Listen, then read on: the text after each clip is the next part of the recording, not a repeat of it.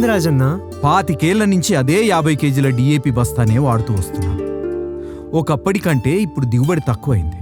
అయినా ఈ రోజుల్లో పెట్టుబడి ఎక్కువ, ఆదాయం తక్కువ.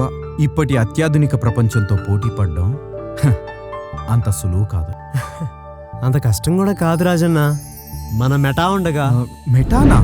అవును రాజన్న, మన మెటా నానో డిఏపి. అది ఎలా పనిచేస్తుంది? కాలం కంటే ముందుగా ఆలోచించి రైతులకు మన పాత డిఏపినే ఎప్పటి తరానికి కొత్త మెరుగులతో మెటాగా వచ్చింది.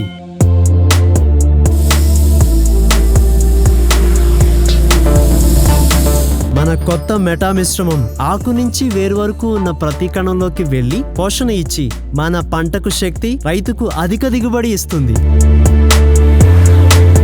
ఇప్పుడు ఏ రైతు కూడా బస్తాలు మోస్తూ కష్టపడనవసరం లేదు. ఎందుకంటే మన మెటా అతి చిన్న పరిమాణంలో వచ్చేసింది. పిట్ట కొంచెం కూత ఘనమన్నమాట.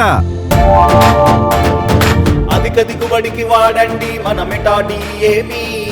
మెటాతో ప్రతి కణంలో ప్రగతి, రైతన్నలకు అందిస్తుంది పురోగతి. మన రాజుగారు ఇప్పుడు కారు కొన్నారా? మీరే వాడి చూడండి. అత్యాధునిక సాంకేతికతో మన గ్రోమోర్ వారు ప్రవేశపెడుతున్నారు మెటా డిఏపి. ప్రతి కణములో ప్రగతి.